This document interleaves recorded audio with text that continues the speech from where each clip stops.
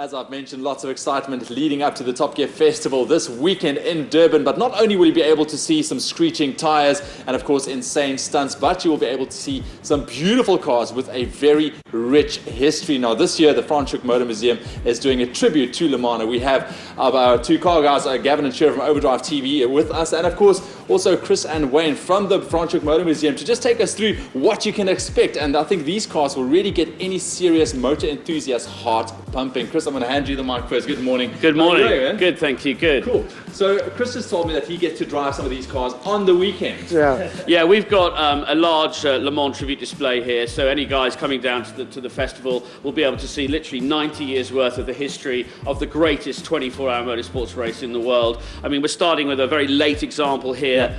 This is a Mazda 767B.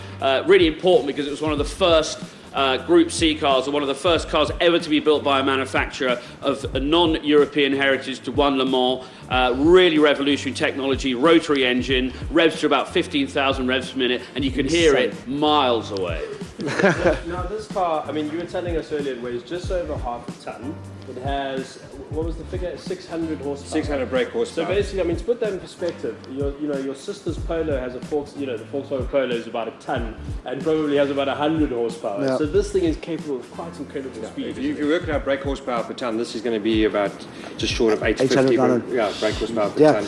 Now, we were talking as well now that South Africa has a rich history in Le Mans that many people might not know about, especially back to the very early days of Le Mans, and we are celebrating 90 years of it next weekend. So I just want you to talk to us about a bit about that, Chris. Well, yeah, I mean, what a lot of people don't realise is that it's one of the most important and dominant Bentley periods in the history of Bentley, the great manufacturer. The late 1920s, early 1930s was entirely financed by South African families, specifically the Bonato family from Johannesburg. So in terms of not only connections with the 24-hour race, but also the reason why it's so successful and so embedded into modern motorsport history is very much a result of the support of South Africans back in the very early days. That is fantastic. That is fantastic. And we also got an example over here that was actually driven by a South African at one of the years of Le Mans. If you could talk to us about this Austin Healey over here, Wayne.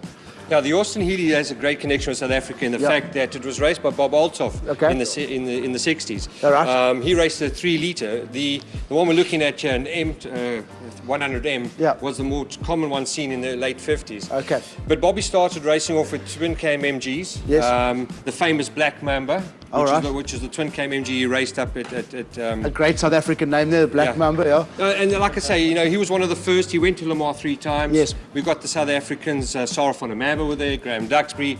One of the few ladies ever to race was Desiree Wilson. Desiree Wilson, she raced for Porsche. So yes, South Africans have been involved with Le Mans for a very long time and have a great, well, not a great success, but they did well.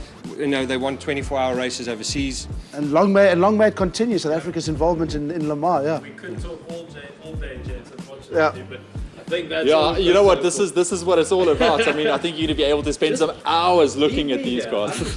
You know what, you can go I'll get into the Austin Healey here. Thank you so much, gents, for talking to us. And really, if you come through to the festival this weekend, really come spend some time here and just listen to these guys and just check out the awesome history that is the Le Mans car. So check it out. Right now, from these cars to a rally of a different kind. It's called the Put Foot Rally, and it's a rally with a very worthy cause. Check it out.